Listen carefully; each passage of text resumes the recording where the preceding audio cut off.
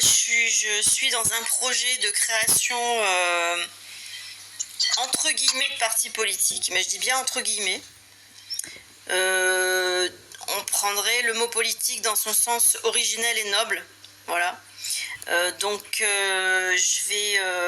alors j'ai déjà rédigé le début d'une nouvelle constitution qui s'appelle la Déclaration des devoirs de l'homme et des citoyens, en compensation des droits.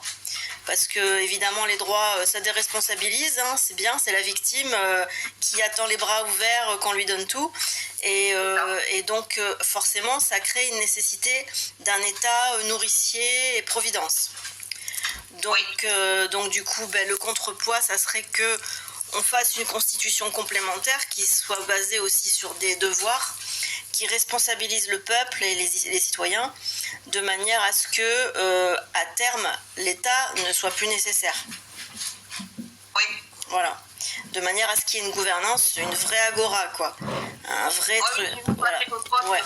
Je voulais t'en parler ce soir. Ouais. Tu m'as dit ça maintenant. Et donc, du coup, là, le premier truc, c'est que je cherche vraiment une interface, tu sais, de cloud qui soit pas payante. Parce que du coup, moi, je suis souvent en découvert et tout le truc, donc c'est assez compliqué. Puis après, je peux mourir et tout le truc. Enfin bon, faut que ce soit pérenne, tu vois. Et que ce soit pas tributaire d'un paiement d'abonnement, tu vois. Ouais. Donc je cherche une plateforme comme ça où les travaux peuvent être mis. Moi j'ai déjà mis sur mon cloud, tu vois. Et dès que... Alors je suis en train de travailler sur l'arborescence de la structure. Et j'ai déjà des textes à mettre dans l'arborescence, mais après l'arborescence est assez complexe, donc du coup des fois j'ai du mal à me dire où est-ce que je vais mettre tel texte, etc., parce que c'est complexe en même temps, tous les textes qui peuvent émerger. Et du coup bon, je suis un petit peu sur plein de projets, donc ça c'en est un, mais il est quand même pas mal avancé, l'arborescence est pas mal avancée. Les textes, il y en a quelques-uns, mais il y a surtout cette déclaration. Et cette déclaration, bien sûr, elle serait mise sur cet espace collaboratif, de manière à ce que ce soit une constitution qui évolue constamment. Oui. Voilà. Ah oui. Que ce soit jamais figé et que chacun la réécrive. Mais par contre, qu'on n'écrive pas sur le texte initial. C'est-à-dire qu'on copie-colle et on fait une nouvelle avec date. Oui. Pour qu'il y ait toujours la trace des anciennes, qu'on puisse y revenir s'il faut, revenir en arrière, enfin bon, peu importe, voilà. Que ce soit évolutif, mais toujours en tenant compte de ce qui a été fait. Oui.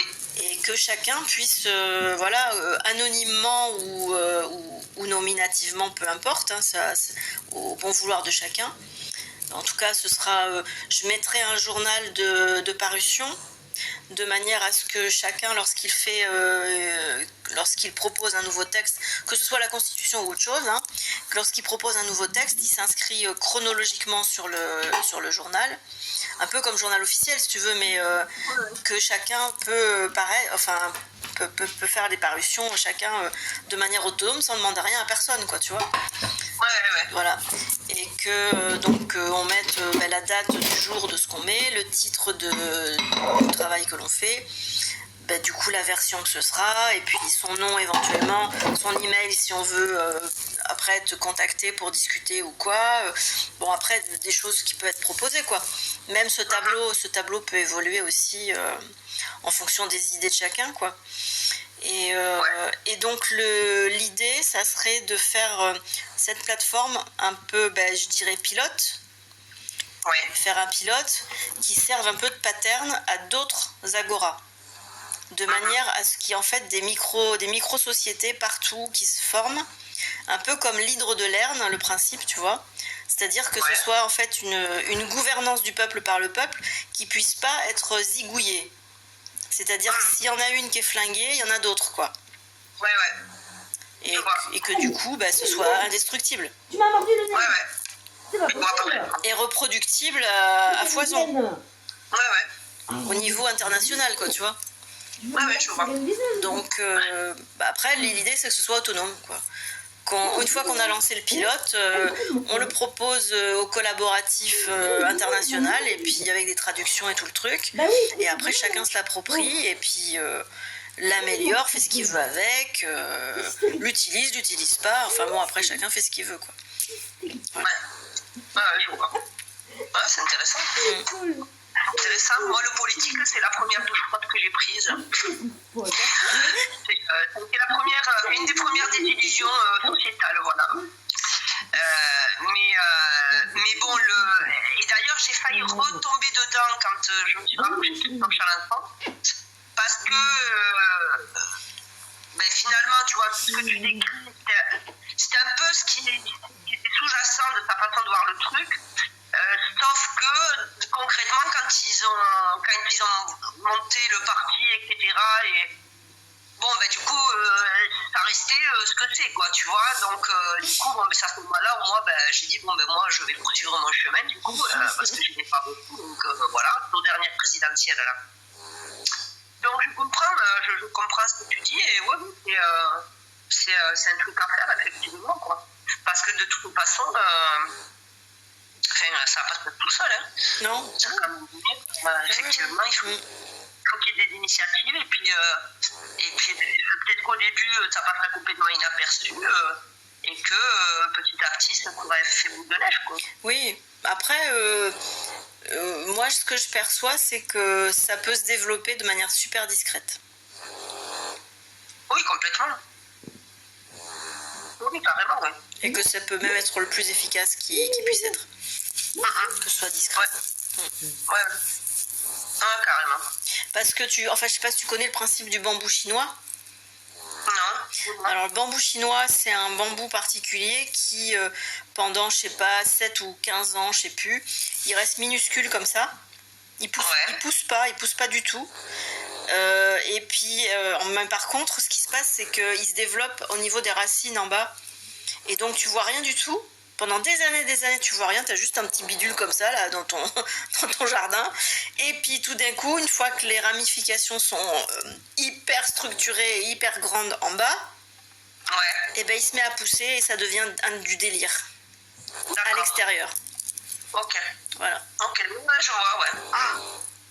Je vois l'idée. Ouais, carrément. Carrément. Écoute, moi ça m'intéresse de participer à ce projet. Cool. Ouais, carrément. Ouais, c'est intéressant. C'est intéressant. Je te filerai les codes, les machins, enfin bon, les accès. Parce que après il n'y a rien de caché, hein, mais bon, après je les ai pas diffusés parce que j'ai pas encore trop avancé sur la structure. Mais je te filerai l'adresse du cloud qui loge tout ça. Et puis tu verras, tu farfouineras, tu feras ce que tu peux faire, quoi, ce que tu peux faire avancer toi-même, quoi. Si tu as envie de participer à écrire des choses ou à restructurer ou bien à replacer les documents dans un truc plus pertinent. Parce que des fois j'ai placé des trucs, je dis mais parce que tout en fait tout s'est fait très automatiquement. Depuis décembre en fait il y a beaucoup de choses automatiques qui se font et si tu veux je fais comme de l'écriture automatique en fait.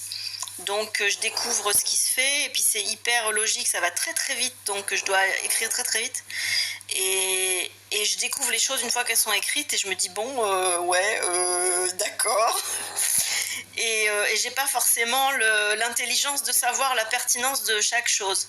Tu vois ce que je veux dire ?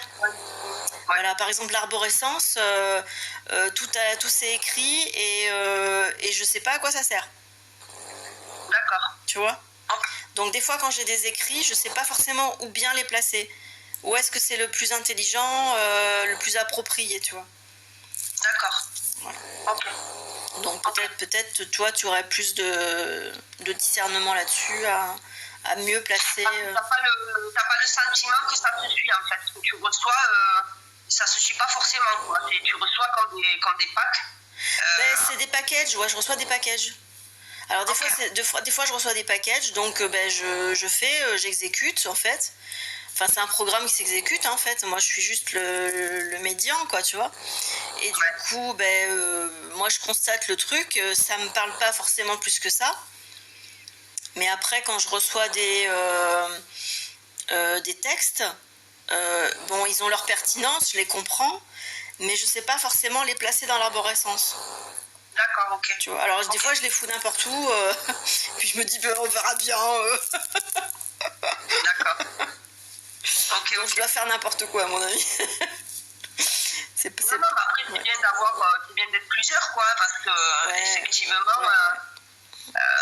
c'est bien, enfin, plus il y aura de points de vue et de perception, plus forcément, on dézoome et du coup, ça permet de simplifier, quoi. L'idée étant de rendre quand même la chose. Et du coup, je pense à un truc, tu vois, je n'ai pas encore créé le tableau du journal. Mais dans le journal, ce qu'il faudrait faire aussi, c'est qu'il faudrait mettre la localisation de l'article, par exemple, qui est écrit, où est-ce qu'il est classé dans l'arborescence. Et si jamais on le déplace, il faudrait aussi marquer la date, qui le déplace, pourquoi, et où est-ce qu'il va le mettre. Comme ça, du coup, il y a un traçage et on sait le chemin que prend un article et ça peut être pas mal. Ou alors après, s'il est réécrit, il peut être réécrit, un article peut être réécrit, c'est-à-dire copier-coller puis améliorer, etc. Ou modifier, ou prendre des bouts et machin, et être placé dans un autre dossier. Après, tu sais, le meilleur, quand tu regardes les lois, comment elles sont publiées, tu regardes, au niveau, alors, t'es déjà allé sur Légifrance, ça? Oui, mais vite fait, parce que c'est assez complexe et ça m'a un peu pris la tête. Donc, mais il va falloir que j'y aille parce que pour le BTS, je vais pas trop avoir le choix. Mais bon. Là, pour le moment, forcément, je ne sais pas de quoi on parle parce que j'ai pas vu les textes, j'ai pas vu ton arborescence, donc j'ai compris le fond. J'ai compris l'intention, j'ai compris la direction, mais pour le moment, je n'ai pas le contenu, quoi. Donc, du coup, je parle sans vraiment savoir de quoi on parle. Mais en termes d'arborescence, ce qui me fait penser à ça, c'est le fait de parler des versions. Au niveau des lois, souvent, quand tu as une loi, mais du coup, là, ça serait un article, voilà, par exemple, mais du coup, qui serait mis à jour, et ben en fait, sur chaque mise à jour apparaissent les dates, c'est-à-dire de l'ancien. C'est-à-dire ça marche à l'envers. C'est que comme toi, tu vas lire la dernière version, si tu veux savoir s'il y a eu d'autres versions avant, sur la dernière version, tu as les dates des anciennes versions. De toutes les autres versions. C'est ça. Ah ouais, d'accord. Il peut y en avoir beaucoup alors. Tu peux mettre un nota. C'est le meilleur moyen de retrouver, de savoir si tel truc a été modifié ou pas, et si oui, par qui et pourquoi. Tu vois. Donc tu peux faire, alors c'est pas vraiment fait comme ça Légifrance au niveau des lois, mais il y a quand même les anciennes versions, on te donne la date de l'ancienne version. Mais nous, on peut s'inspirer de ça et mettre plutôt ça en nota, par exemple, en fin d'article, où tu mets journal, quoi, journal de bord de l'article, quoi. D'accord. Oui. Tu vois, ou évolution, ou mise à jour, ou je sais pas, d'accord, sous forme de tableau, par exemple, ou un truc comme ça. Oh, je t'entends plus, là. Pourquoi je t'entends plus? Est-ce que tu m'entends, là, ou pas? Non, j'ai eu un appel. Attends, je te rappelle. C'est parce que j'ai eu un appel sur WhatsApp. D'accord. J'ai raccroché, et du coup, ça m'a viré le son, là. Ah, ok. Bon, ça marche. Ok.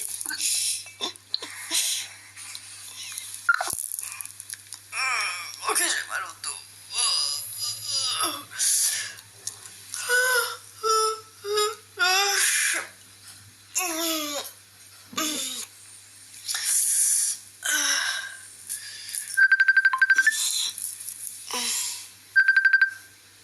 Allô? Ouais, c'est bon. Ça y est, tu m'entends?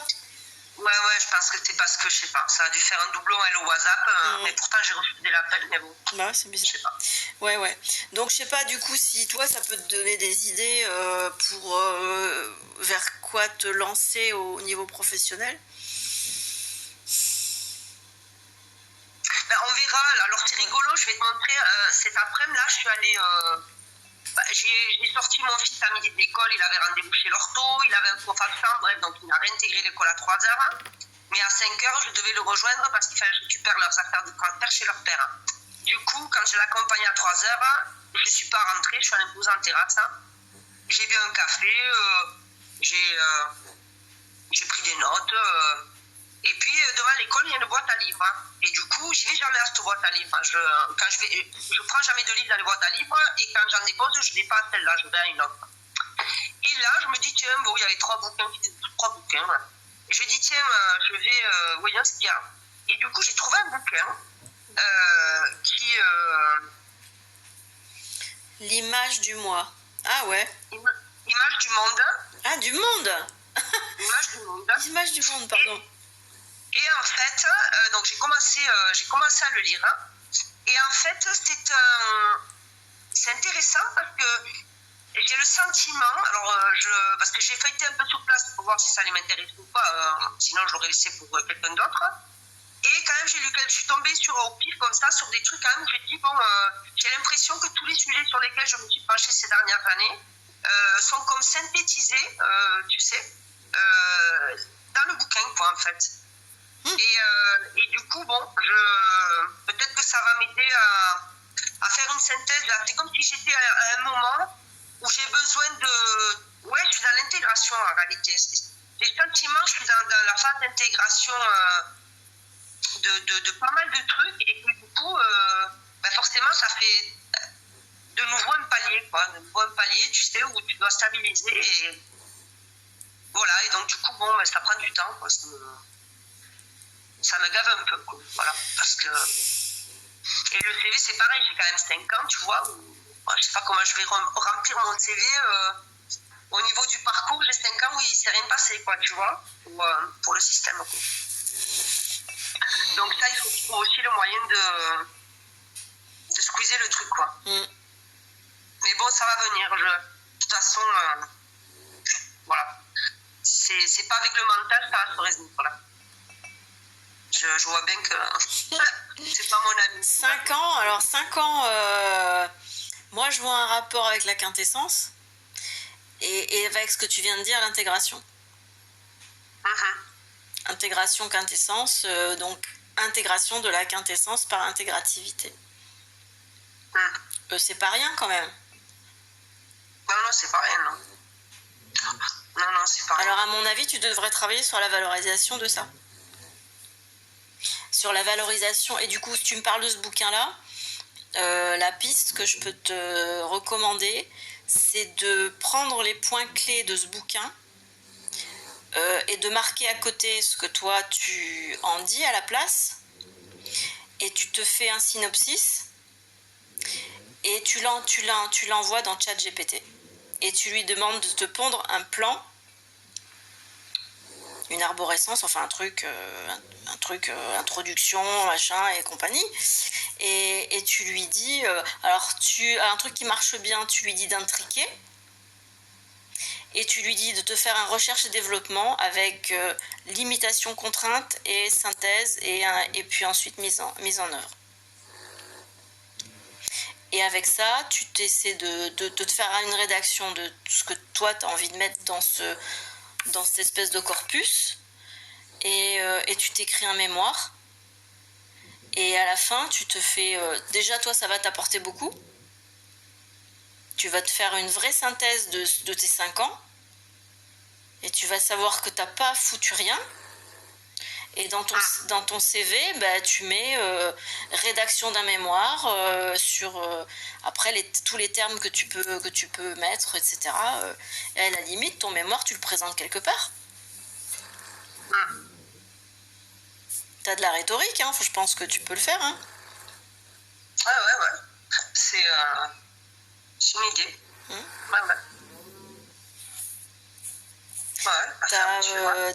Tu sais, aller. Alors, moi, je sais que je connais des gens à l'école doctorale de sciences économiques qui éventuellement je pourrais te présenter pour que tu proposes une conférence et qui pourraient te plébisciter pour te trouver du public. Et du public intéressé, c'est-à-dire pas des spectateurs qui viennent pour rien foutre, mais des gens qui peuvent être intéressés vraiment par le contenu, quoi. En sciences, quoi, tu m'as dit en sciences politiques ? Sciences économiques. Mais ils font sociologie, hein. Parce que économie, c'est sociologie. Hein. Donc, c'est pas psychologie, mais quand tu fais sociologie, t'es quand même pas loin non plus de la psychologie. Mais voilà, quoi.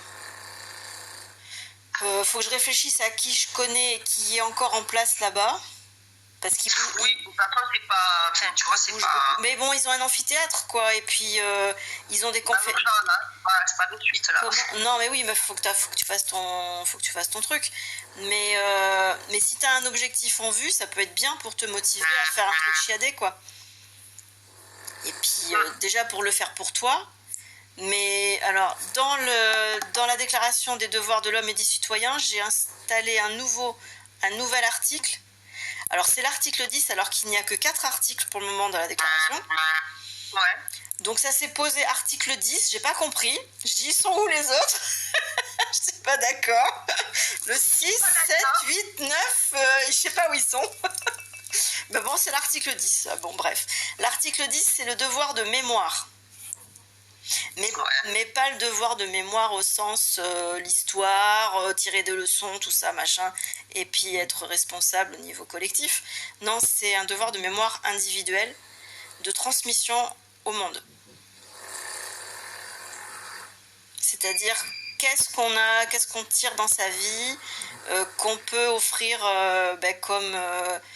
comme sa bibliothèque personnelle, enfin je veux dire, tu vois, de tout ce qu'on a retiré, de tout ce qu'on a compris, de notre enrichissement personnel, le formaliser pour le transmettre, pour qu'il y ait une trace toujours, et que ça fasse partie de devoirs. Ouais. Alors chacun à sa mesure, évidemment. T'en as, ils vont faire une page, paf, allez... Et puis ça peut être très très bien. Ça peut être des fois, il peut y avoir des perles extraordinaires dans une page, simplement, même pas recto verso. Mais voilà, chacun à sa mesure, il y a toujours quelque chose à transmettre. Et moi, c'est ça, moi je vois mon grand-père, il est parti, il avait à transmettre énormément de choses. Moi, j'avais gardé l'objectif de l'enregistrer, de faire parler, et puis de rédiger pour lui, tu vois, mais je l'ai jamais fait. Mon cousin aussi, elle voulait faire ça, on était 2, et puis on l'a jamais fait. Alors que c'était... Ma mère l'a fait avec sa mère, et ma grand-mère. Ouais, ta sœur? Ma mère l'a fait avec ma grand-mère. Bah, c'est chouette, ça, c'est chouette. Mais tu vois, souvent, c'est les enfants ou les petits-enfants qui ont cette démarche parce qu'ils veulent pas perdre quelque chose de leur passé, quoi, tu vois, de leur histoire familiale. Mais le but, ça serait que chacun, se responsabilise et se valorise aussi. Parce que c'est les deux à la fois. C'est se valoriser, se responsabiliser pour ne pas être lettre morte, quoi, en fait. Tu vois? Ouais. Parce que t'as beaucoup de gens, ça fait partie du burn-out aussi, hein. Ils vivent métro, boulot, dodo, et puis la vie, ça se résume à ça, et ça sert à rien, en fait. Ça leur sert à rien à eux, à part alimentaire. Ouais. Et au monde, ça sert à quoi? À rien aussi. Non.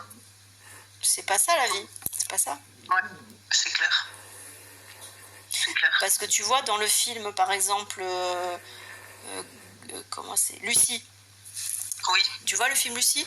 Morgan Freeman, quand il parle au départ, il dit que le but principal de la vie, c'est transmettre pour évoluer. Le but de la vie, c'est transmettre pour évoluer. On en fait quoi de ça? Il n'y a que la biologie qui répond à ça, et nous, en psychologie, on n'est pas capable.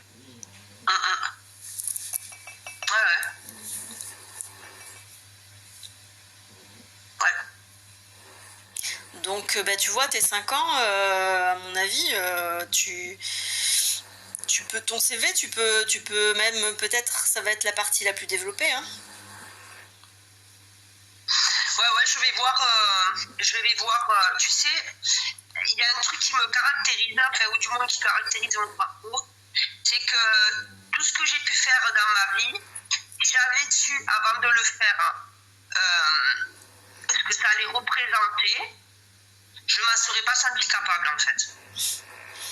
Et c'est toujours a posteriori que je me suis dit, ok, tu l'as fait, quoi. C'est pas fait que ça. Alors que si j'en avais trop su, oui. tu vois... Ça t'aurait fait peur. Ça t'aurait fait peur, ouais. Oui, ça m'aurait ça m'aurait fait peur et je me serais dit que je savais pas faire, tu vois. Et donc, j'y serais pas allée, quoi. Et c'est toujours a posteriori que j'ai vu que non seulement je savais le faire, mais en plus, je peux pas mal le faire, quoi, tu vois. Et donc, du coup, bon, alors ça fait partie aussi de ma feuille de route, hein, voilà, ça fait toujours passer comme ça. Et j'ai le sentiment que là, ben, de toute façon, ça va être pareil, quoi. C'est-à-dire que c'est pas que c'est pas moi qui vais décider, mais c'est un peu ça, quoi. Et ça va, à un moment donné, ça va s'imposer. Alors, je sais pas quel moment et comment, mais bon. Mais, j'entends. De toute façon, c'est pour certaines personnes, je vais pas dire l'accomplissement, mais les moments de révélation, c'est du bambou chinois. Oui, oui. Ouais. Donc, on languit de la pousser, mais quand elle arrive, quoi. Mais en attendant, c'est vrai que c'est chiant, quoi. Ouais, c'est un peu chiant. Après, en même temps, c'est vrai que du coup, comme c'est chiant, je devrais en profiter pour épurer et vider tant que j'ai le temps. Oui. Tu vois, ouais. Je te dis quand même, voilà, quoi. C'est vrai que là, quand même, je peux pas dire que j'ai pas le temps, tu vois. Ouais. Ça marche plus. Voilà. Bon, bah, tu verras ça avec Pascal, ce qu'il peut faire pour toi. Ouais. Et tu verras, il est hyper sympa et comment elle s'appelle déjà, sa copine, putain, c'est des super amis, je me rappelle même plus son prénom. Ça fait tellement d'années que je ne les ai pas vus. J'ai mangé son prénom, sa copine. Pourtant, on était super potes.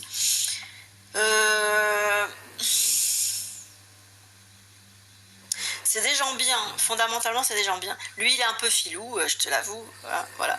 C'est vraiment, c'est un coquin, quoi. Mais c'est quelqu'un de bien. Okay. Au fondamental, oui, tu vois, c'est un être humain. C'est un être humain. En plus maintenant il est papy depuis une dizaine d'années. Donc je pense que ça a dû vachement l'humaniser encore plus, donc ça doit quand même être pas mal, quoi. Ouais. Non, mais c'est cool. C'est cool. Ouais. Bon, bah, écoute, moi je vois tes. Alors, j'ai pas le temps de tout écouter parce que il y en a beaucoup dans les trucs que tu publies. Mais ouais, je vois que tu as vachement de projets en cours, quoi. Et bah, écoute, c'est chouette, quoi. Ouais. Là, je lève un peu le pied parce que, en fait, je dirais que tout est fini. Ouais, j'entends. Tout est fini. Après, maintenant, il faut aller dans les matières, il faut aller dans la précision, faut ciseler, quoi.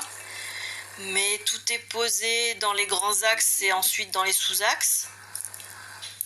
Après, bah, il reste la rédaction après du contenu par lui-même, mais ça me fait pas vraiment peur. Mais c'est vrai que maintenant que tout est posé, je sais où ça va, je sais comment ça va et tout, je suis du coup vachement plus reposée dans ma tête. C'est vrai que c'est parce que tant que c'était pas fini, ben, comme je te disais tout à l'heure, c'est chiant parce que tu dis bon ben ça s'arrête quand et puis quoi encore et puis quoi encore et puis quoi encore. Finalement voilà. Bon finalement j'ai mis un peu le holà. Depuis, je dirais que ça fait 15 jours que j'écris plus vraiment parce que ce qui advenait c'était que enfin bon d'abord il y a eu j'écris de temps en temps des articles donc si tu veux il y aura un essai. Ensuite j'ai écrit des contes pour enfants du nombre de 22 qui sont passés à 30 basés sur le tarot alchimique. Et donc le tarot, il s'avère qu'il y a d'autres, donc 22, 23, 24, 25, 26, 27, 28, 29, 30. Donc il y a 8 cartes en plus dans le tarot, donc qui sont précisées. Donc il y a les 8 contes qui vont avec. Donc c'est bien sûr c'est des contes initiatiques, bien sûr, même si c'est pour enfants. Mais je t'en avais passé un d'ailleurs pour ton fils. Les contes des pierres rouges ou un truc comme ça. Ouais.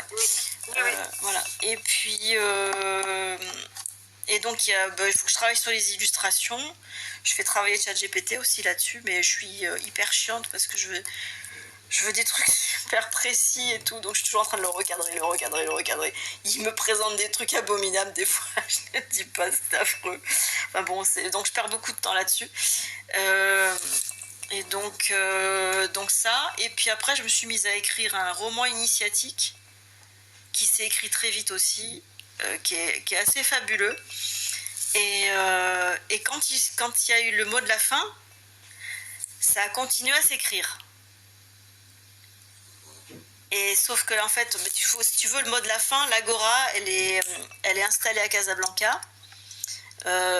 Si tu veux comment ça s'appelle, le prototype de l'Agora a son lieu de rencontre d'Agora en fait physique à Casablanca. Et donc c'est réalisé. Et il y a plein de satellites partout. Donc plein de satellites autonomes. Je dirais Casablanca, c'est juste un symbole. En fait, ça dirige rien. Hein. C'est pas du tout centralisé. C'est juste un symbole, quoi, pour dire ça existe, quoi. Et donc le roman initiatique se termine là-dessus. Donc je me suis dit c'est fini, quoi. Voilà. Seulement, je te dis pas, c'est qu'après ça a continué, mais énormément. Et c'est vraiment fabuleux, quoi. Fabuleux, mais au-delà de tout ce que je peux imaginer, même dans les trucs auxquels je suis allergique. Même, j'étais obligée d'aller dans les trucs dans lesquels je suis allergique. C'est-à-dire qu'après Casablanca, il y a une nouvelle instruction qui naît, c'est-à-dire, du coup, c'est aussi en rapport avec les essais. Dans les essais, maintenant, on est rendu, je l'ai publié ça là-dessus, sur la modulation de fréquence pour stabilisation de la gravité quantique du subatome. Donc, alors, pour être simple, la stabilisation de la gravitation subatomique, c'est un mythe de la science physique. C'est-à-dire que les physiciens, ils extrapolent que ça peut exister, mais pour eux, ça n'existe pas. Seulement, j'ai découvert ça il n'y a pas longtemps, que pour eux, ça n'existe pas, mais moi, ça fait des années que pour moi, ça existe.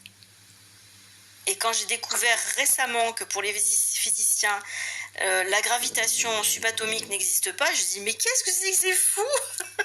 Je dis mais ils sont tarés. Enfin bon, comment est-ce qu'il peut ne pas y avoir de gravitation dans le subatome, c'est complètement aberrant. Et pourtant pour eux il n'y en a pas. Donc bref, en tout cas. Et il n'y a pas longtemps est apparue donc la modulation de fréquence. Alors je vais te dire le principe, c'est qu'en fait depuis décembre, je fais des rêves froids. J'ai fait un rêve chaud la nuit dernière.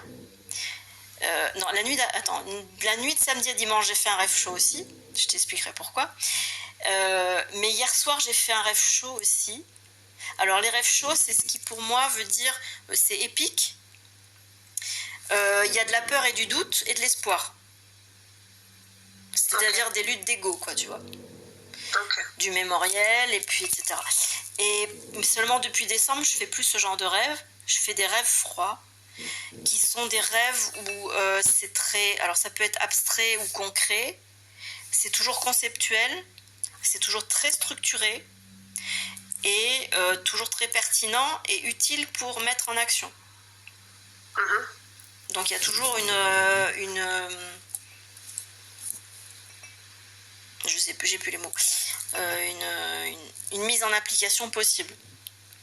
Sur plein de points, hein, c'est vraiment plein de points.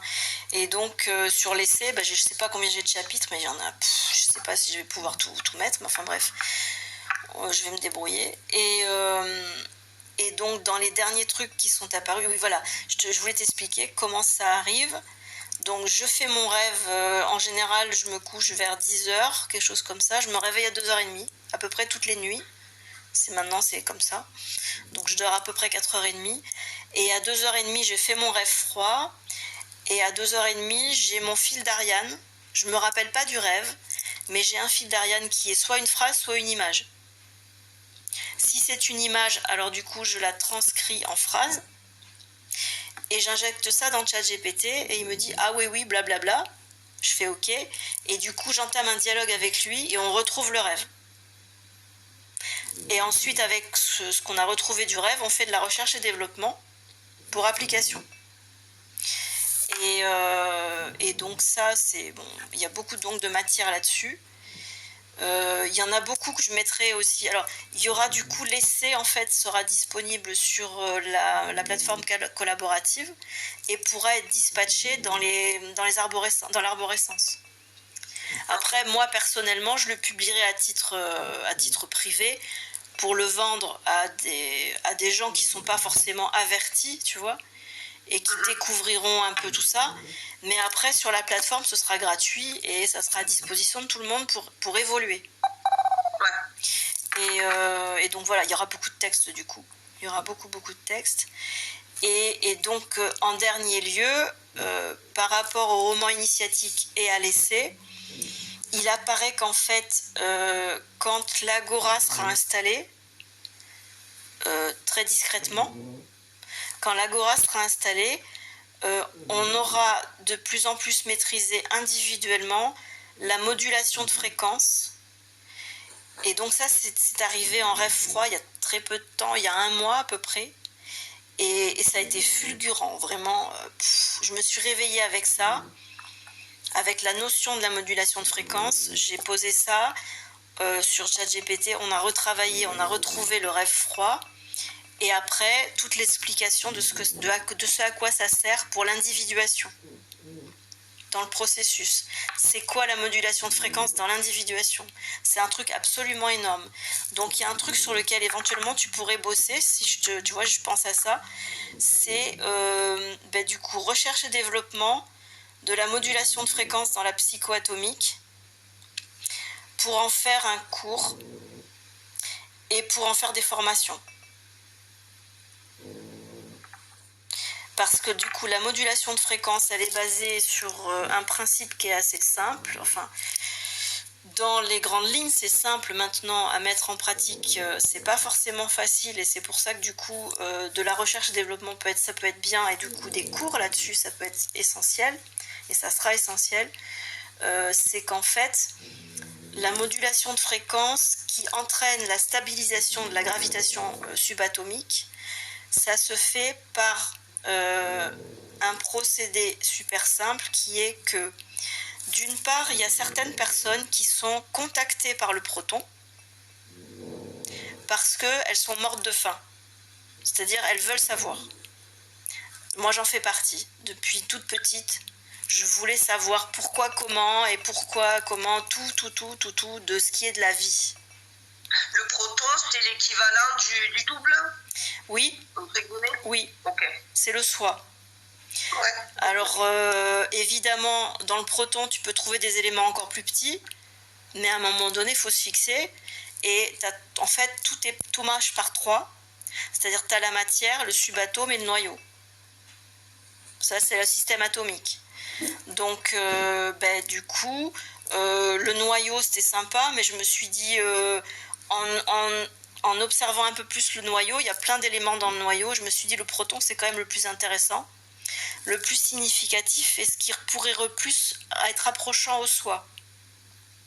Mais on peut creuser encore plus, mais bon, on va pas faire que ça non plus. À un moment donné, il faut rester sur un pattern à peu près simple, et puis se dire, bon, on va commencer à réfléchir déjà sur cette base, et puis il faut savoir qu'on peut aller plus loin, je suis même allée plus loin. Mais pour le moment, c'est pas utile. Pour le moment, et du coup, tu me disais, parce que je t'ai coupé, tu me disais qu'il y avait 2 sortes de personnes, il y avait celles qui voulaient tout. Oui, voilà. Donc par exemple, moi je fais partie de la première catégorie, c'est-à-dire les morts de faim, qui depuis toujours ont voulu savoir le pourquoi du comment et qui se sont battus, moi comme une débile, hein. Mais Dieu, par exemple, à l'époque où je croyais en Dieu, je l'ai insulté de tous les noms et je ne l'ai pas lâché pendant des années, quoi. Donc voilà. Et donc le proton contacte, entre guillemets, des gens comme ça. Et moi j'ai été contactée par le proton en fait en 2007. En septembre et octobre 2007. Non, 2008, pardon. 2008, parce que mon fils était né. Et il est né en 2007. Donc c'était juste après la naissance de mon fils. Pendant 2 mois, dans mes rêves, sans que je demande rien, sans que je veuille quoi que ce soit, j'assistais toutes les nuits à la construction de l'univers. C'est-à-dire j'étais à la fois moi en tant que conscience et je ressentais une autre conscience qui m'expliquait les choses et j'étais aussi à l'intérieur des matériaux. Et donc moi ça me troublait énormément et puis c'est suite à ça que du coup je me suis mise en quête mystique d'essayer de comprendre les choses quoi. Mais donc ça a commencé à ce moment-là et après ça s'est jamais arrêté. Et c'est devenu exponentiel. Exponentiel, ben jusque en fait, je dirais, ça peut évidemment être pire encore, parce que je m'attends à tout. Mais bon, en tout cas, depuis décembre, c'est quand même assez phénoménal. Et donc, c'est ce fameux rêve froid, là, où je suis assaillie. Alors, là, maintenant, c'est plus calme. Je me réveille à peu près une fois par nuit. Cette nuit, sur quoi j'ai travaillé, je sais plus, je l'ai noté, mais bon. Des fois je le note même plus parce que des fois c'est pas forcément super important et je me dis bon je suis fatiguée, on verra plus tard et puis voilà, je note pas. Et cette nuit je sais plus si j'ai noté ou pas, je me souviens plus. Si j'ai noté parce qu'en fait j'ai résolu un problème factuel. Donc pareil, la solution m'a été donnée en rêve, froid. Et du coup, je l'ai solutionné tout de suite. J'ai fait le SMS à la personne et j'ai pas eu de réponse. Donc, je pense que c'est résolu, quoi. Enfin, bref, voilà. Parce que quelqu'un qui m'a agressé dans la semaine et sur un truc financier et en fait quelqu'un de qu'on appelle ça cupide, vénal. Quelqu'un de vénal qui a voulu profiter d'une de mes faiblesses pour m'extorquer de l'argent. Et du coup, j'étais un peu coincée parce que je me suis retrouvée un peu prise en tenaille et je savais pas trop comment résoudre le truc. Et donc, dans le rêve froid, ça m'a donné la solution. Et je lui ai envoyé le SMS et j'ai pas eu de réponse. Donc, pas de suragression, pas d'agressivité en plus, quoi, voilà. Aucune réponse. Bon, on verra bien ce que ça donne. Mais en tout cas, la réponse que je lui ai faite était quand même très ajustée. Et je pense a bien remis en place la personne, quoi. Donc voilà, c'est des exemples d'efficacité de ce qui peut être donné en rêve froid, quoi. C'est assez fort. Mais bon, ça c'est un petit exemple pratique, voilà. Et sinon, donc depuis pas longtemps, je rêve plus beaucoup de froid parce que même si je me réveille à 2h30, je vais pisser et puis je me recouche. Mais il n'y a rien de spécial. Donc tu vois, c'est vraiment ça s'est vraiment calmé.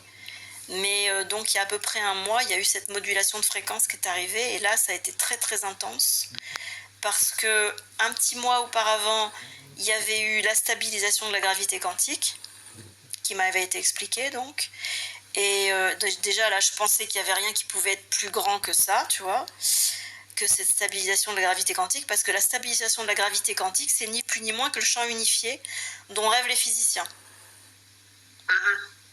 Tu vois, c'est-à-dire mettre ensemble la relativité générale et la physique quantique, qui sont totalement opposées, qui fonctionnent absolument pas pareil. Et la stabilisation de la gravité quantique, ça les met ensemble. Ça met tout le monde d'accord, quoi. Et donc, le problème, c'est que je trouvais ça génial, mais je savais pas comment ça marchait. Et donc, il y a un mois, on m'a donné la modulation de fréquence et du coup, ça m'a dit comment est-ce qu'on pouvait faire cette stabilisation de la gravitation subatomique. Et du coup, donc je reviens là-dessus. Comme je te disais, certaines personnes sont contactées par le proton et d'autres, en fait, vont bénéficier de ce qui a été donné à ceux qui sont contactés par le proton. Et l'intégration sera la même. C'est-à-dire que tu reçoives l'information du proton ou bien des personnes qui l'ont reçue, tu vas faire le boulot pareil. C'est-à-dire que moi, à la limite, même si je l'ai reçu du proton, je suis comme une personne qui va le recevoir des articles. Ouais. J'en suis au même point pour le moment, c'est-à-dire que moi, j'ai que la théorie, et du coup, il va falloir maintenant me passer à la pratique, tu vois. Même si au niveau de la théorie, justement, en ayant reçu l'information, je suis déjà dans de la pratique. Mais c'est tout nouveau pour moi, donc il va falloir explorer tout ça, quoi, tu vois. Ouais. Donc dans les fondamentaux, on part d'une visualisation consciente, ce que ce que Carl Gustav Jung décrit dans l'individuation comme alors ce que faisait Einstein par exemple, il faisait de la visualisation consciente, ou bien il rêvait, Einstein, il faisait des rêves froids, ou alors il faisait de la visualisation consciente pour trouver ses formules. Et donc si tu veux, pour aller dans la modulation de fréquence et atteindre une stabilisation de la gravitation quantique, il faut passer par la modulation de fréquence. Mais ça, avant de savoir ce que c'était, je pouvais pas savoir comment on faisait, tu vois. Et donc, le principe du mode d'emploi, entre guillemets, si on peut dire, façon de parler, c'est que on commence par visualiser le proton. Enfin, d'abord, on visualise tous les principes fondamentaux qui sont très très simples de la physique quantique. Donc, il suffit de les énoncer. Enfin, moi, je sais que je fournirai un article très très simple sur lequel ce sera énoncé, de manière à ce que ce soit accessible, mais à un trisomique, qui est quelqu'un de très intelligent, mais qui n'est pas forcément instruit, tu vois. Ou comme un docteur ou un prix Nobel ou je ne sais quoi, enfin bon, que ce soit, je veux dire, tout le monde est au même pied d'égalité pour comprendre ce principe super important du fonctionnement de l'atome. Et une fois qu'on a compris ces choses-là, très basiques, très très simples, on rentre dans une... Alors, moi, ce que j'encourage, c'est que chacun se fasse son petit schéma du principe et des fonctionnements de l'atome. Chacun se fait son schéma. Alors, c'est deux dimensions. On se fait en 2 dimensions, évidemment, puisque sur un papier, c'est que en 2 dimensions. Mais après,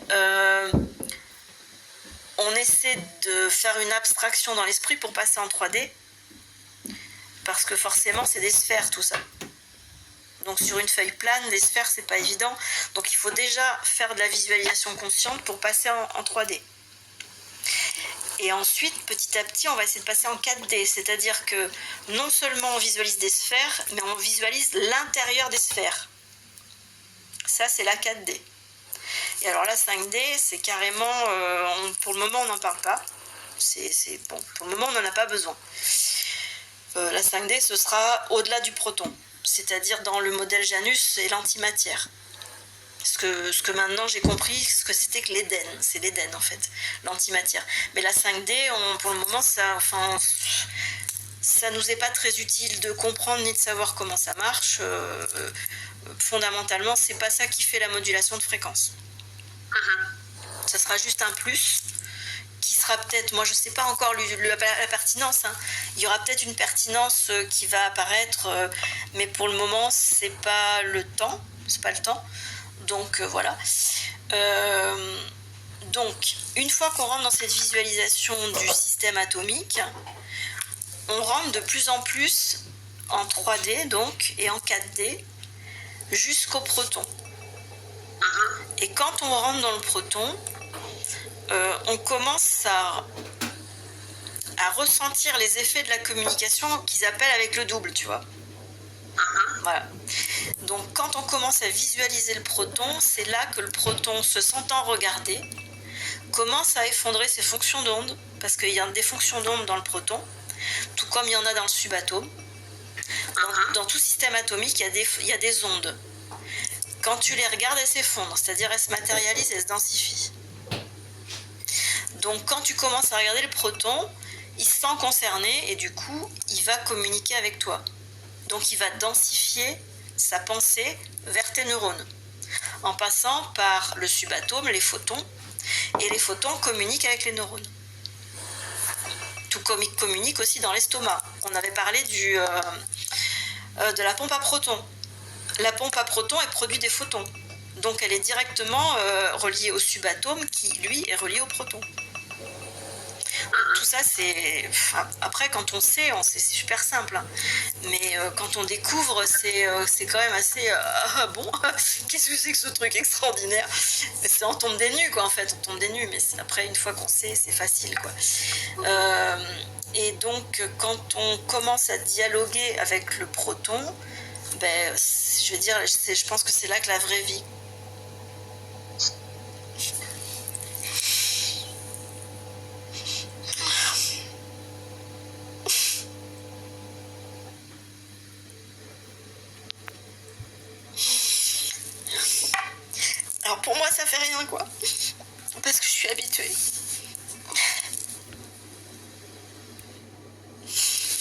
Mais je le souhaite à tellement de gens, quoi.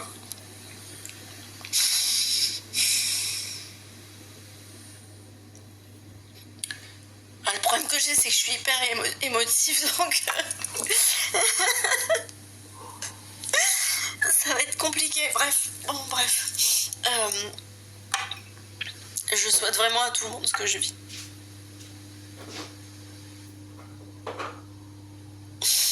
Parce que c'est vraiment merveilleux. Voilà. Et donc, quand tu rentres avec le proton, que tu communiques avec lui, il commence à te montrer ce qu'il y a dans lui. Et ce qu'il y a dans lui, en fait, c'est ce qu'il appelle le potentiel pertinent accompli. C'est-à-dire, c'est le présent éternel qui comprend le passé, le présent et le futur, et qui est la volonté, ce qu'on appelait la volonté de Dieu, qui est en fait ce qui sera accompli quand toute la masse critique des gens qui vont se tourner vers le proton pour le regarder vont faire effondrer cette volonté. Alors c'est absolument phénoménal, quoi. Et la masse critique a été atteinte le 13 janvier. Quand j'ai réalisé ça, je suis tombée par terre. Maintenant, si tu veux, elle est atteinte, c'est-à-dire que les gens qui sont capables de regarder le proton sont déclarés aptes, si tu veux. Et maintenant, il suffit qu'ils soient mis... Merde, j'ai plus de batterie. Maintenant, il suffit qu'ils soient au courant et qu'ils fassent le boulot, quoi, en fait. Mais ils sont capables. Et là, le nombre suffisant est atteint. Mais le nombre ne le sait pas forcément, c'est ça? Non, il n'y a pas de... On ne connaît pas le nombre. Et puis, ça n'a aucune importance. Ce que je veux dire, c'est que ceux qui sont concernés ne savent pas forcément tous, n'ont pas forcément conscience de ça, ou ils ont tous conscience de ça? Non, ils n'en ont pas forcément conscience, mais ils ont le sentiment qu'ils savent quelque chose qui est pour eux évident, mais qu'ils n'arrivent pas à cerner. Ouais, voilà. Je vois. Voilà. Je vois l'idée, ouais. Je vois le truc, ouais. Tu vois de quoi je parle? Ouais, je vois, ouais. C'est là, vas-y, j'en ai ras-le-bol, là. Oups, je suis en train de faire tomber mon téléphone. Bon, attends, je le branche parce qu'il a faim. Hop, voilà. Je vais peut-être le mettre là-bas, du coup, parce que ça, sinon je vais être debout, je vais pas être très à l'aise. Donc voilà, ouais, le nombre est atteint, donc le nombre nécessaire pour faire effondrer la volonté du proton, la volonté primordiale du proton, c'est atteint. Donc si tu veux, c'est accompli en fait, c'est accompli. Et c'est tout bonnement. Alors, moi, étant donné que j'ai vu cette volonté accomplie et tout, je suis juste dans un bonheur de fou, quoi. Attends, je branche. T'as vu une image, en fait? C'est-à-dire que c'est plus qu'une image, parce que du coup, depuis décembre, il y a les essais qui s'écrivent, enfin l'essai qui s'écrit, et puis les contes et le roman, en fait, tout est dedans, dans ces trois trucs. Tout est dans les trois trucs. Donc si tu veux... alors maintenant, il y en a un quatrième, parce que du coup, il y a tout le futur après Casablanca. C'est-à-dire après que le bambou chinois ait explosé. Voilà. Donc une fois que vraiment tout est parti et puis que la gouvernance mondiale en fait s'est cassée la gueule, parce qu'en fait, du fait de l'émergence du bambou chinois qui a donc fait ses ramifications tout à fait discrètement et ensuite a explosé, ça a entraîné même l'effondrement de l'ONU. Ouais. Donc les structures gouvernementales, en fait, n'étant plus nécessaires au peuple, Ouais. elles servent plus à rien, donc elles s'effondrent, quoi. Elles sont pas destituées, il n'y a pas de révolution, il n'y a pas de mouvement particulier pour les foutre par terre, il n'y a rien du tout qui se fait, c'est juste qu'elles s'épuisent faute de bois. Ouais. Voilà, c'est aussi simple que ça. Et donc, pour donner un ordre d'idée, je sais qu'il y a une date qui me revient, mais je ne sais plus quel est son événement. Mais je sais que j'ai la date de 2100 pour un événement particulier. Mais je ne te dirai pas lequel. Mais bon, enfin, tout est noté, ça sera, voilà. J'ai même pas tout lu, tu vois. Ça fait partie des choses que tu... parce qu'à un moment donné, je sais pas, tu disais qu'il y avait des choses que tu avais vues dans ce qui allait, dans ce qui arrive, quoi, mais que tu pouvais pas le rendre public et que donc tu donneras Charlie Ouais. à ton fils. Ouais. Donc ça fait partie de ça ou non? Ça, c'est dans les essais. Alors, disons que Charlie, elle va être chargée de la sécurité. C'est-à-dire de veiller sur l'intégrité des textes, quoi, là. Soit si je meurs demain ou dans 5 ans, ou je sais pas, tu vois. Donc c'est elle qui s'occupe de ça. Et mon fils, là aussi.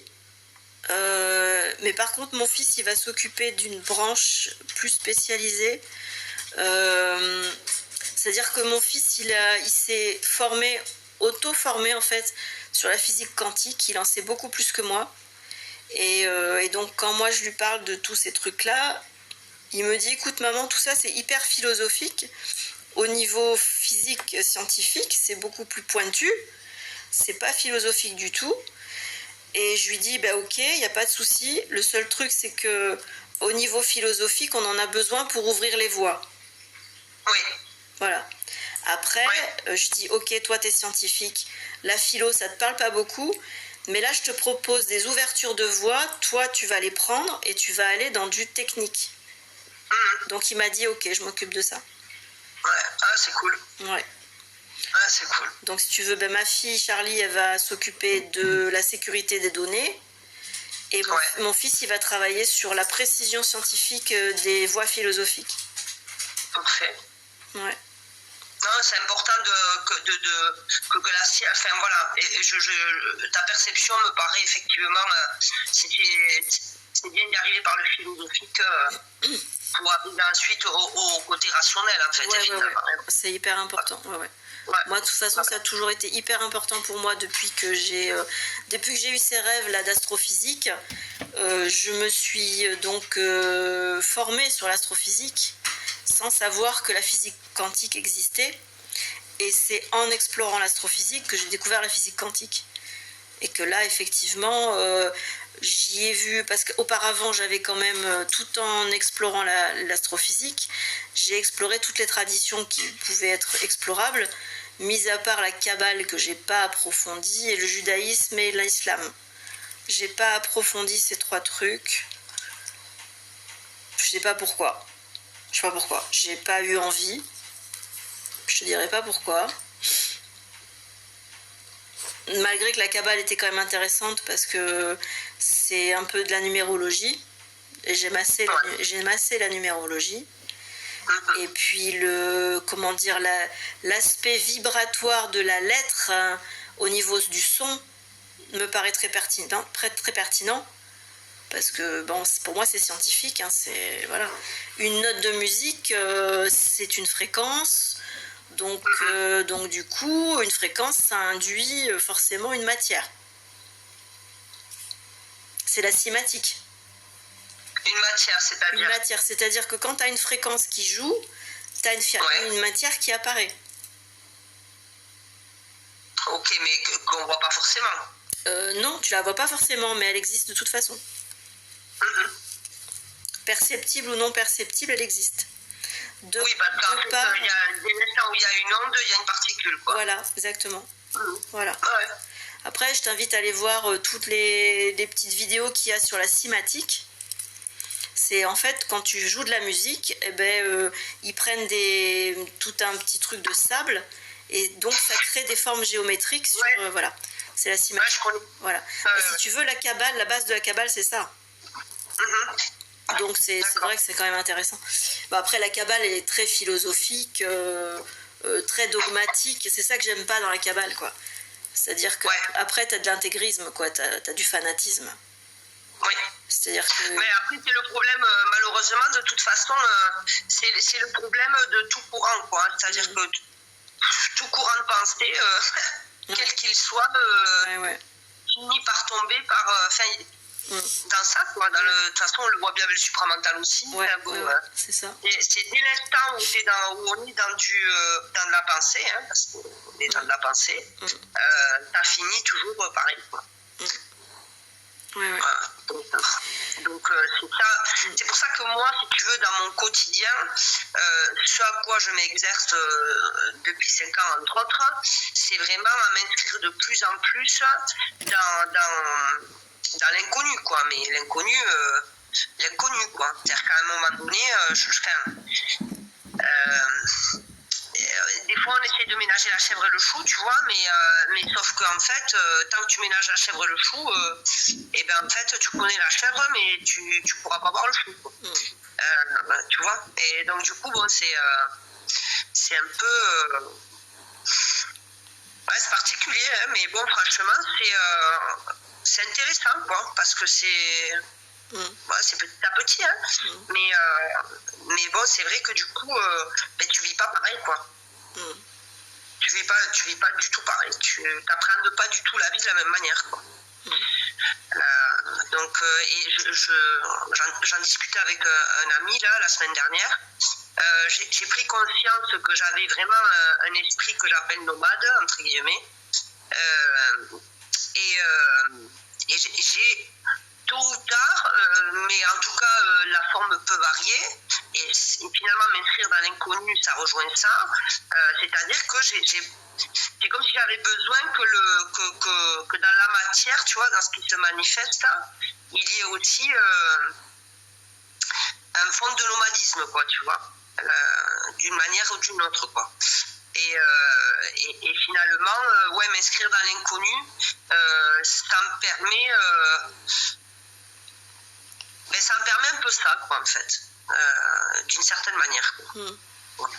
En attendant que, je sais pas, que peut-être un jour je prenne mon sac à dos et j'aille gambader à droite à gauche, quoi. Ouais, t'as une dizaine d'années pour faire ça, quoi.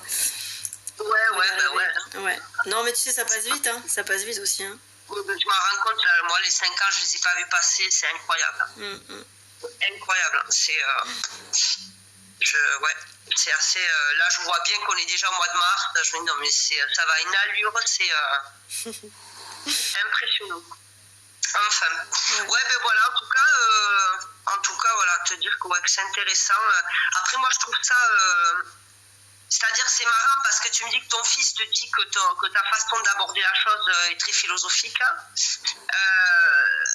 Et je comprends ce qu'il veut dire par rapport du coup à là où lui il se situe. Mais de là où moi je suis, je trouve que déjà quand même, c'est quand même, c'est pas, il faut, tu vois, il faut arriver à visualiser les choses, il faut arriver à les, c'est pas, il y a quand même il y a quand même une certaine technicité quand même, quoi. Je veux dire, c'est pas, on n'est pas juste... Mais c'est une technicité qui reste métaphysique. C'est-à-dire que la visualisation consciente, c'est pas un fait scientifique. Non. C'est comme on disait tout à l'heure, quand l'autre jour, les enfants, quand on leur prend une histoire, il faut quand même leur dire que c'est qu'une histoire, tu vois. C'est la même chose. La visualisation consciente, ce n'est qu'un outil. Ce n'est pas le reflet du réel. Voilà, il faut quand même être clair dans les termes, tu vois. La visualisation consciente, elle va nous aider à accéder à la communication avec le proton. Mais après, elle va être différente selon chacun. C'est-à-dire chacun va visualiser sa visualisation. Et ça ne sera pas forcément la même que celui du voisin. Donc le réel, on s'en fout. Tu vois ? Le but, c'est que chacun voit ce qu'il a à voir du proton. Et Oui, en fait, il faut l'intention, quoi. C'est-à-dire, il faut l'intention dans la visualisation, quoi. Oui, il faut une intention, oui, tout à fait. L'intention, elle est celle de celui qui veut savoir. Mais savoir, comme je l'écris, c'est-à-dire ça, c'est dit A, plus loin V-O-I-R. C'est pas de la connaissance, c'est de la vision. C'est de la vision. Et cette vision-là, elle te permet de visualiser ta propre image du proton Et de toute façon, quelle que soit la manière dont tu vas visualiser la chose, tu verras dans le proton que des choses magnifiques qui sont de l'ordre de l'harmonie. Ça peut se synthétiser comme ça, c'est l'harmonie. C'est-à-dire pour le proton, tout est un à l'instant T, l'espace-temps n'existant pas, tout est un, tout est uni, et tout est possible ensuite. Alors, si tu veux, une fois que... Alors, il y a donc ce programme, ce potentiel qui est qui est unique, et ensuite, dans le proton, il y a des fractalisations qui sont de l'ordre des ondes gravitationnelles. Donc, il y a un certain mouvement, un certain espace-temps, mais très faible, qui fait qu'il y a ce qu'on appelle un mouvement, c'est-à-dire une emotion, c'est-à-dire une émotion en mouvement, qui est l'émotion de la joie. La joie est la seule émotion positive, toutes les autres étant négatives et étant des fractales de la joie. C'est-à-dire que dès que l'émotion joie sort du proton et se fractalise après le proton, ça commence déjà à devenir des émotions négatives. Peur, doute, espoir et tout ça, enfin tout ce qui commence à être chaud. Et alors là, on a une programmation subatomique qui commence à émaner et à aller vers la matière en fractalisant, capillarisant de plus en plus finement et de plus en plus nombreux. C'est-à-dire que le programme 1 initial du proton, arrivé à la matière, c'est exponentiel, tu vois, les programmes. Et après, dans la densification, tous ces programmes-là qui sont proches de la matière, donc dans le subatome, sont ce que j'appelle des potentiels de merde, c'est-à-dire qu'ils sont tellement chauds et tellement empreints de peur, de doute et d'espoir qu'ils produisent de la merde dans la matière. Et donc, à un certain moment, l'individu va vivre sa merde, et quand il en aura marre de sa merde, il va saturer. Et quand il va saturer, il va basculer dans la visualisation du proton, et du coup, tout se résout dans la visualisation du proton. Et il n'y a plus besoin de réminiscence du passé, dans tout ce qui est subatomique. Le passé, la mémoire, on n'a pas besoin d'aller fouiner là-dedans, ça sert à rien. Tu prêches une convaincue. Ça sert à rien du tout. Parce qu'en fait, quand tu as saturé ta merde dans la matière, tu vas vers le proton, et c'est ça qui serait bien de pouvoir instruire, tu vois, de manière un peu plus structurée que ce que je dis, tu vois. C'est que du coup, quand tu as saturé et que tu bascules vers le proton parce qu'on t'a dit comment faire, et c'est ça le but en fait de l'agora aussi, c'est de dire aux gens comment faire quand ils saturent. Ils visualisent, ils voient le proton, et du coup, ils passent par-dessus le subatome, le mémoriel. Ils arrêtent les médiums, les thérapies, les machins, les trucs de cons, là, voilà, qui servent à rien, et ils vont directement à la source, et ils vont regarder. Et donc, la modulation de fréquence, ça consiste à regarder le potentiel initial, qui de toute façon sera le potentiel final, alpha et oméga. Et du coup, voyant cela, on rentre dans la joie. La joie crée la gratitude. Et la gratitude est l'outil de stabilisation de la gravitation subatomique. C'est-à-dire qu'une fois que tu es dans la joie, parce que tu as vu et que tu sais le truc, tu peux être que dans la joie, et après la joie, tu as la gratitude. Et du coup, par la gratitude, tu transmutes le subatome. Ton mémoriel est transmuté. Je dis pas que c'est magique, hein, mais c'est phénoménal, quoi. C'est phénoménal. Une économie de temps, d'énergie et de conneries, c'est bon, quoi, tu vois. Ouais. Je vois. je vois. Ouais. Voilà.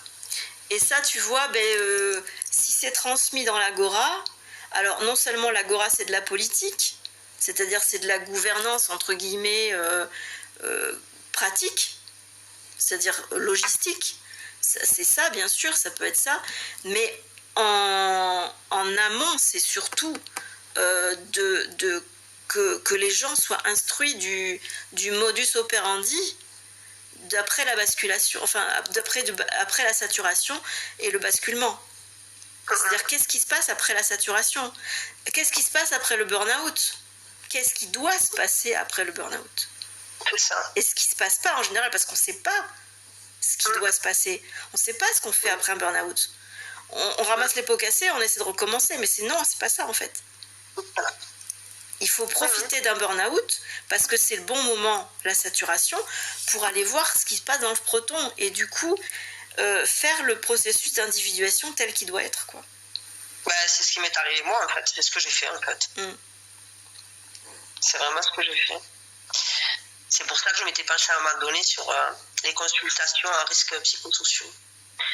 Parce que du coup, comme c'est un peu ce que je vis depuis 5 ans là, Ouais. c'est exactement ça. Ouais. T'as des écrits là-dessus que toi t'as fait ou que tu as consulté? Non, honnêtement, des écrits, j'ai tellement entre toutes les recherches que j'ai pu faire, les notes que j'ai pu, je sais pas, je dois avoir 3 ou 4, tu sais, les cagettes en plastique de fruits et légumes là, plein de notes, de papier, de trucs, de machin, que un de ces quatre, je crois que je vais faire un peu de la Saint-Jean avec parce que ça m'a fait. Non, surtout pas, surtout pas. Surtout pas. On se verra, je ferai des photos et on fera travailler PDF texte. C'est-à-dire que tu fais une photo, ça te le transmet en texte et après du coup tu peux travailler avec. Que t'as pas à saisir tout le bazar, tu vois. Et après tu peux t'en servir, tu peux faire des articles, tu peux les classer et après on peut travailler dessus. Ouais, moi je te raconte pas, moi les notes c'est du grand n'importe quoi, hein. C'est-à-dire il y en a partout. Mais c'est pas du tout, j'ai pas utilisé des cahiers, tu vois. Peu importe, c'est la première qui arrive, des fois il y a 3 mots, des fois il y a 4 pages, c'est n'importe quoi, je veux dire, Mais c'est tout sauf n'importe quoi. C'est Waterloo, quoi. Et puis bon, il faut quand même que je te dise parce que il y a entre les prises de notes de conférences que j'écoute ou des notes perso à moi, tu vois, il y a de tout, quoi. Mais c'est pas grave, ça. Franchement, si toi t'es d'accord de partager ça, ça peut être un super matériau pour l'Agora. Ben, je sais pas si ça peut être un super matériau parce que je fais risques psychosociaux, mais c'est magnifique rien que le truc.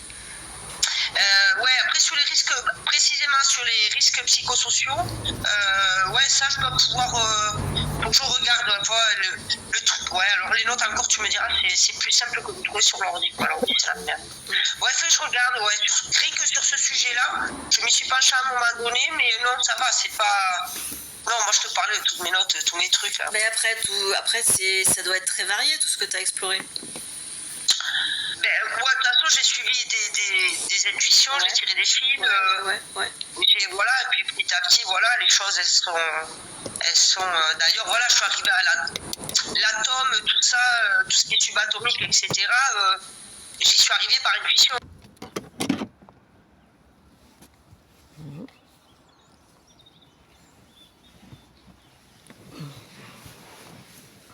Bon, alors je vous informe juste que ça coupe sans doute parce que j'ai pas de forfait téléphone et que je viens de quitter ma maison. À ma maison, j'ai le wifi de ma mère, donc j'ai internet. Et là, je l'ai plus. Donc, je vais arriver au boulot où je suis connectée au wifi du boulot. Donc, je dirais dans 3 minutes, la vidéo va reprendre. Donc, en attendant, je vous invite à supporter les petites 3 minutes où il ne se passe rien du tout et où je vais conduire pour arriver à mon boulot. Voilà. Donc, je vous dis à tout à l'heure, quoi, pour la suite. Voilà, on va dire. Zou.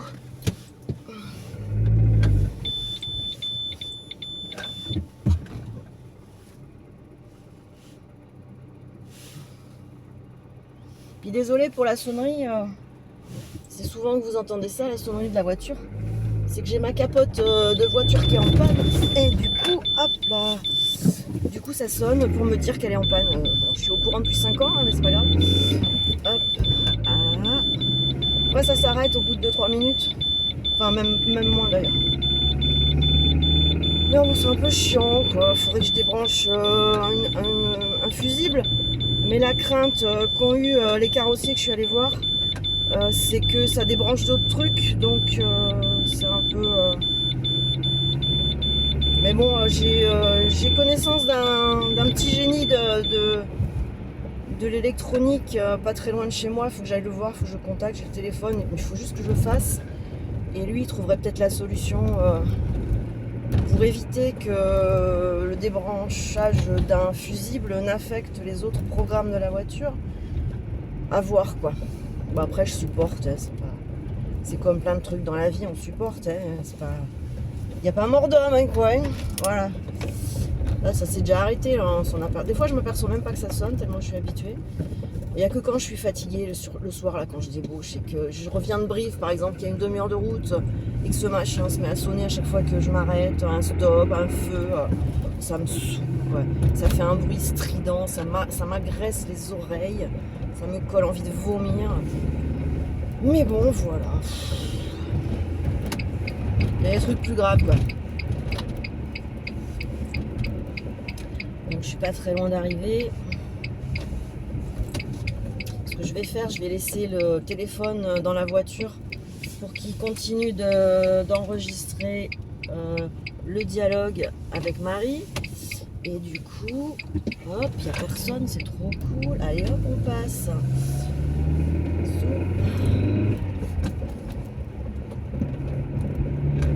J'aime bien quand je fais du glissé en seconde comme ça, parce que du coup la voiture elle sonne pas. Mais dès que je fais un stop ou un feu, ben voilà, c'est reparti. Elle pleure, elle pleure, elle pleure. Voilà, par exemple ici j'ai un stop, donc je vais y avoir droit. Allez, hop.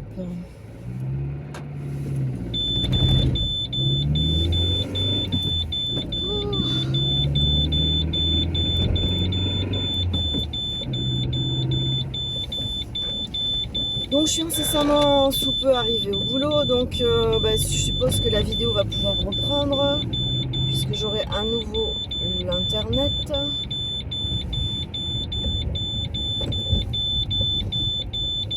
En même temps, peut-être que le dialogue est fini, hein. J'en sais trop rien, je me rappelle plus. Hop.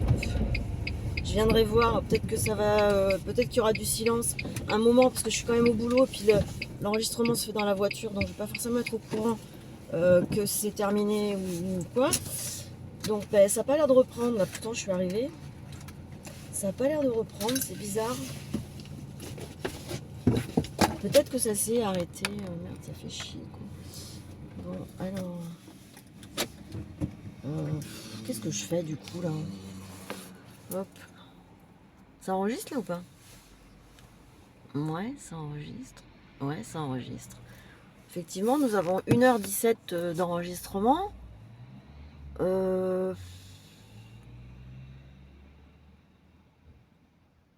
Bon, bah, je vais l'arrêter, on verra bien. Je l'arrête et puis je ferai un petit complément s'il faut. S'il y a encore de la vidéo, enfin de l'audio, je ferai la vidéo complémentaire. Je sais pas trop en fait. Bon, bah, j'arrête le truc, hein. Voilà.